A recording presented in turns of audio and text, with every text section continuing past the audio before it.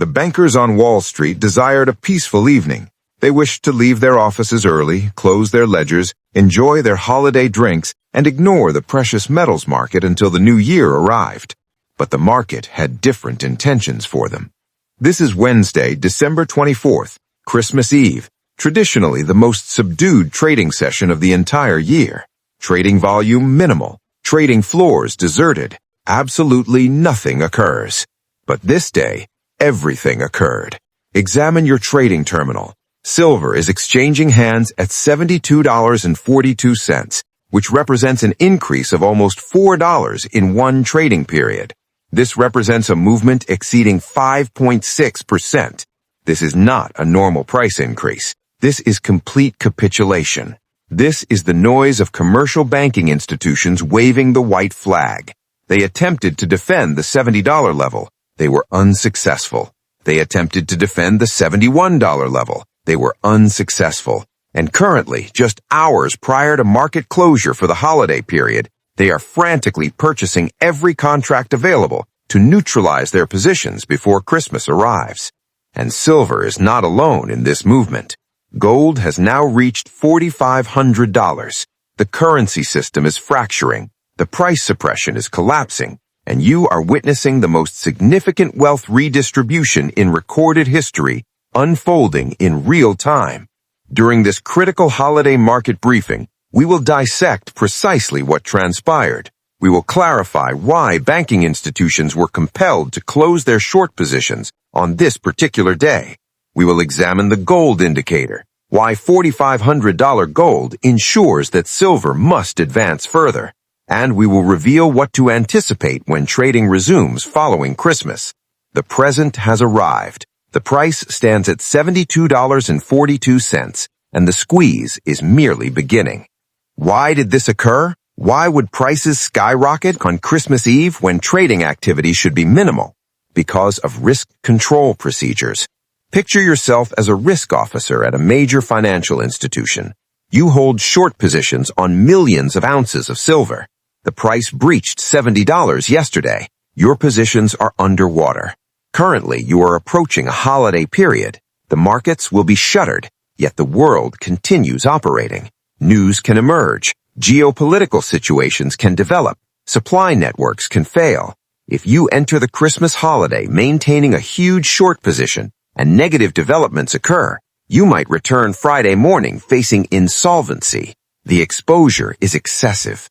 Therefore, the risk officer instructs the trader saying, "Close my positions. The price is irrelevant. I need neutral exposure for Christmas." This represents forced closure. They are not purchasing because they believe in silver. They are purchasing because they fear maintaining short exposure while markets are shuttered. This purchasing demand impacts a thin market, causing prices to rocket vertically. We witnessed a straight vertical movement from $69 directly to $72.42. This represents the vacuum we discussed previously. No sellers existed, only frantic banks attempting to escape before the holiday closure. We must discuss the obvious issue, gold. During our earlier discussions, there was uncertainty regarding gold pricing. Let's clarify this immediately. Gold is exchanging at $4,500.96, basically $4,500. This represents the indicator. Gold functions as the primary monetary system. When gold reaches $4,500, it indicates that the dollar has experienced major purchasing power erosion. It indicates that confidence in paper currency is disintegrating. Now observe silver. Silver is exchanging at $72.42. Let's calculate the gold to silver ratio. $4,500 divided by 72.42 equals approximately 62. Historically, this ratio should be significantly lower. During 1980, it was 17. During 2011, it was 30. Even at $72, silver remains undervalued compared to gold. If the ratio reverts to 30, while gold remains at $4,500, silver would need to reach $150. This explains why trading algorithms are accumulating silver today. They observe gold breaking higher, they observe silver trailing, and they are closing the gap. The movement to $72.42 represents the elastic band returning to equilibrium. Silver is attempting to find its appropriate value compared to gold. How can we confirm this represents short covering rather than normal buying? The velocity. Normal buying is gradual. It advances slowly. Short covering is explosive. It advances 5% daily. When silver advances 5.6% in one session, that represents the mathematical fingerprint of short covering.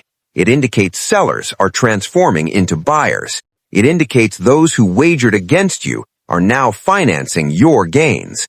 This represents a critical juncture for banking institutions. If they failed at $70 and they failed at $72, where is the limit? Is it 75? Is it 80? The painful direction is upward. The higher prices advance, the more discomfort remaining shorts experience. The more discomfort they experience, the more they must purchase. It becomes a reinforcing cycle, and currently that cycle is accelerating uncontrollably. $72.42. This figure transforms everything. It shatters the $70 barrier that functioned as a psychological obstacle for numerous investors. Now that we are firmly above 70, the market begins targeting $80.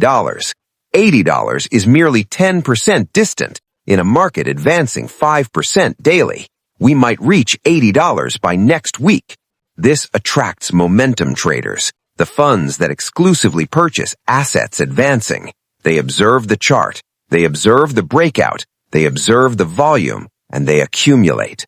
We are transitioning from a contrarian position to a momentum position. This represents the euphoric stage. It is frightening, it is unstable, but it is extremely lucrative for those already positioned. The banks have capitulated for today. The price stands at $72.42, but the holiday period has merely started. In the following section, we will examine the liquidity void. We will clarify why the period between Christmas and New Year historically represents some of the most hazardous and volatile trading periods annually. We will examine the sparse order books that enable prices to jump $10 overnight, and we will analyze the physical separation occurring currently at precious metals dealers, while paper price shows $72. Can you genuinely purchase metal, or have dealers shuttered their operations for holidays to safeguard their inventory? The squeeze continues. It is merely pausing for Christmas. We are approaching the sparse period. If you are just arriving, let's review the situation. The Christmas Eve conflict has concluded. The banks have retreated. The price of silver is established at $72.42. Gold is positioned at the historic threshold of $4,500. The bulls have conquered the weak, but currently we approach an extremely unusual and hazardous time frame. Traders refer to it as the Phantom Week. It represents the time frame between Christmas Day and New Year's Day. Most individuals believe markets become dormant currently. They believe nothing transpires until January. They are mistaken. Some of the most aggressive, explosive financial movements in history occur during this precise week. Why? Because the supervisors are absent. The senior risk controllers are vacationing. The liquidity suppliers are disconnected. The volume is sparse. In the following section, we will clarify the liquidity void. I will demonstrate why sparse markets create the ideal conditions for enormous price increases. We will examine the dealer closure occurring currently, why you cannot purchase physical silver at spot price anywhere in America this weekend. And we will analyze the risk of a Sunday evening gap when Asian markets resume from Christmas.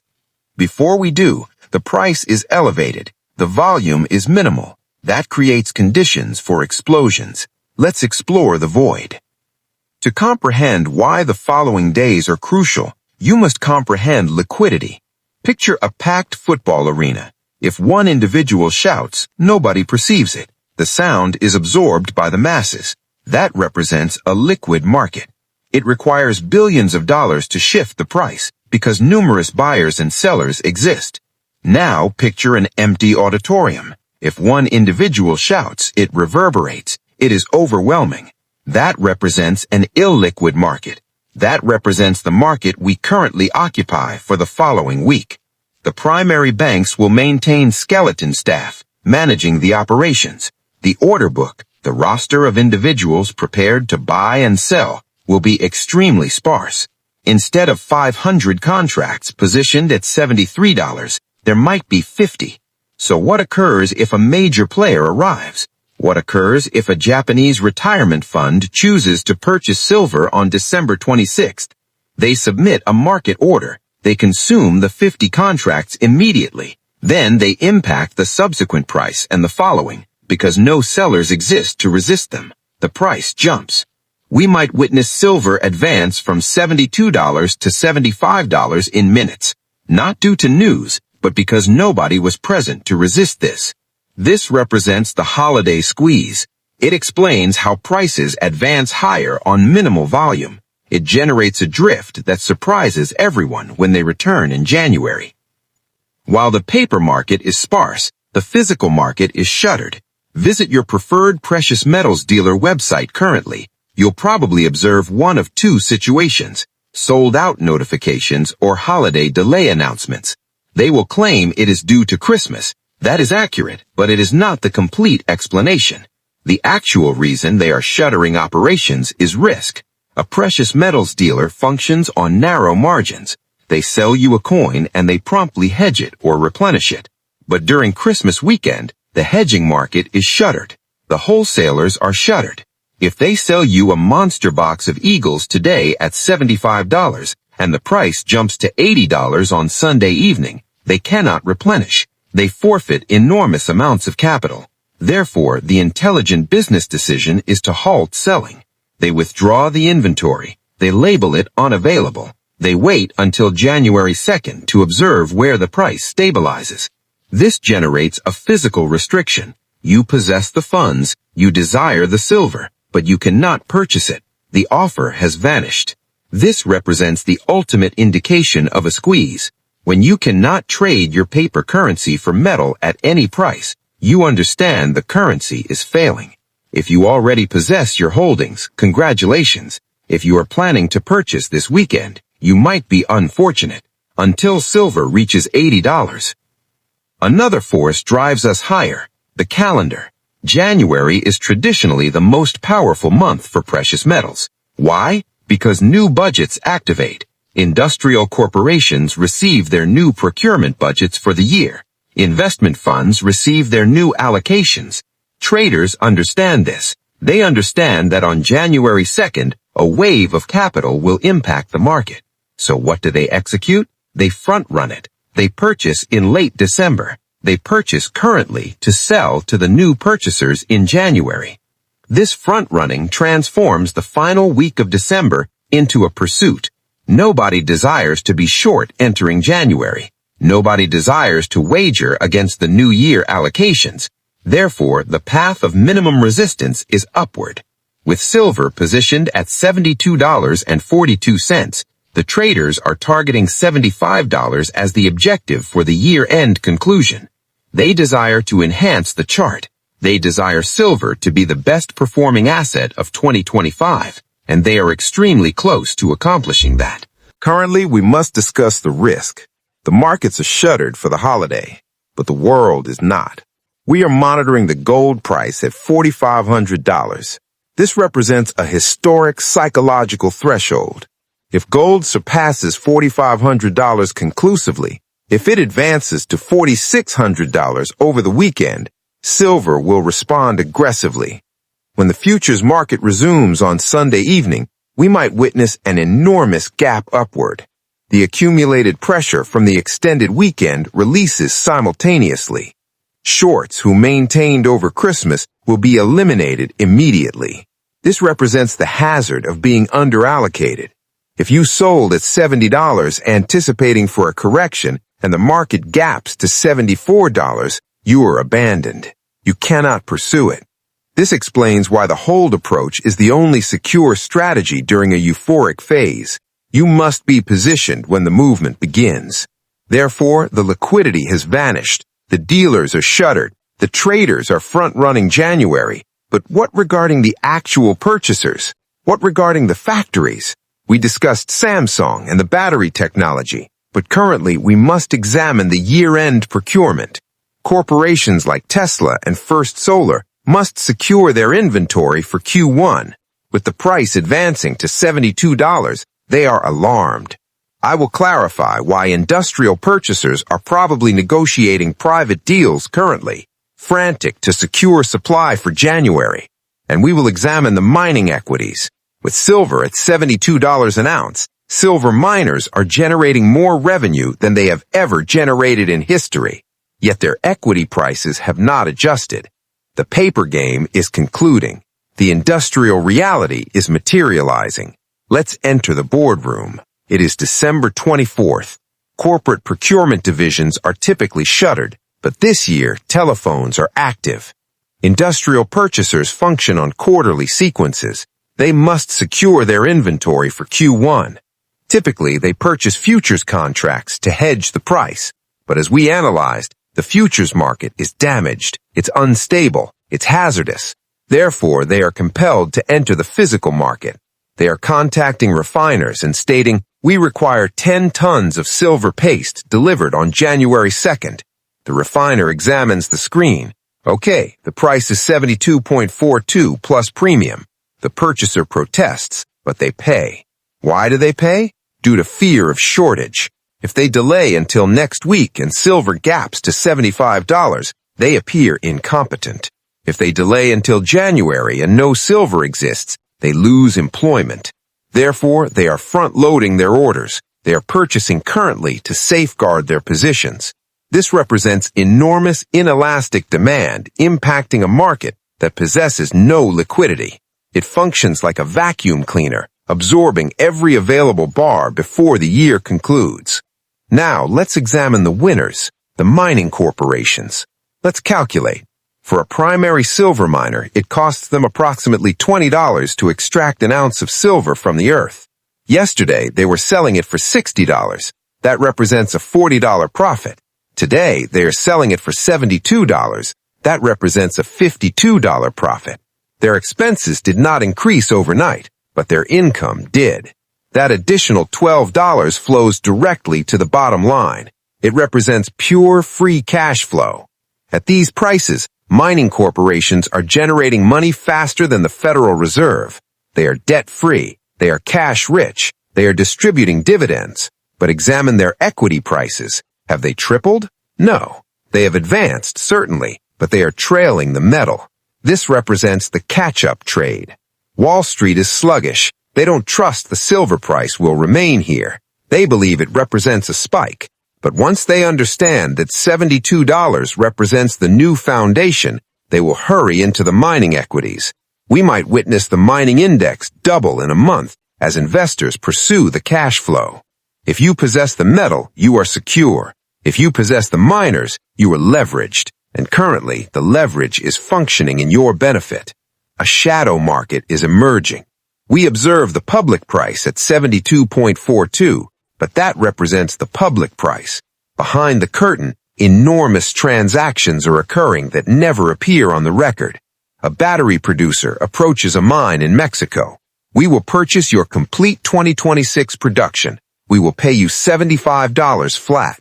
The miner accepts. It guarantees them an enormous profit. The battery producer accepts. It guarantees them supply. What does this accomplish to the market? It eliminates supply from the public exchange. That silver never arrives at London. It never arrives at New York. It travels directly from the mine to the production facility. This reduces the visible inventory. The COMEX vaults will persist draining even if the price advances because the metal is being captured at the origin. This explains why the short squeeze will not conclude rapidly. The shorts cannot cover because the metal never reaches the warehouse. It is being diverted by industry. We are observing a transformation in how corporations perceive their balance sheets. For 20 years, corporations maintained cash. Cash was supreme. Currently, cash represents a liability. It depreciates. Silver represents an asset. It appreciates. CFOs are beginning to question, should we maintain strategic reserves of raw materials? If Apple maintains $1 billion in cash, it loses purchasing power. If Apple maintains $1 billion in silver, it guarantees the production of iPhones for a year. We are transitioning from just-in-time inventory to strategic accumulation. This movement is merely starting. When major corporations begin treating silver like a treasury asset, the demand will be calculated in billions of ounces, not millions, and insufficient silver exists for everyone to possess a reserve. Therefore, the industry is alarmed. The miners are wealthy. The supply is disappearing. We are entering the final week of the year with silver at record highs. What occurs next? What occurs when the calendar transitions to 2026? In the fourth section, the finale of this series, I will provide you the endgame blueprint. I will clarify the January phenomenon, why the initial week of the year is traditionally the most volatile for precious metals.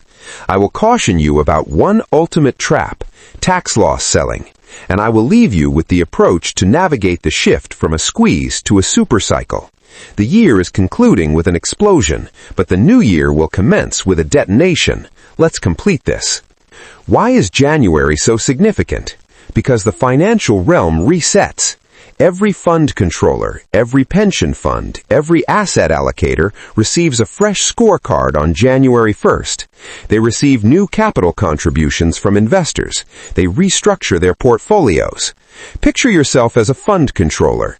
You just observed silver generate 50% in a single month. You possess zero silver. Your clients are contacting you, questioning why you missed the opportunity. What do you execute on January 2nd? You purchase. You must. You require exposure.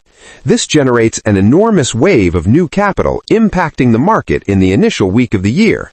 They are purchasing the winners of the previous year to pursue performance. And currently, silver represents the undisputed victor.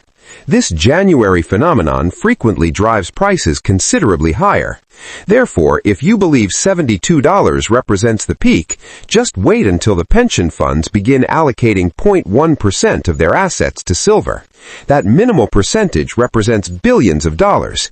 It will impact a market that is already exhausted.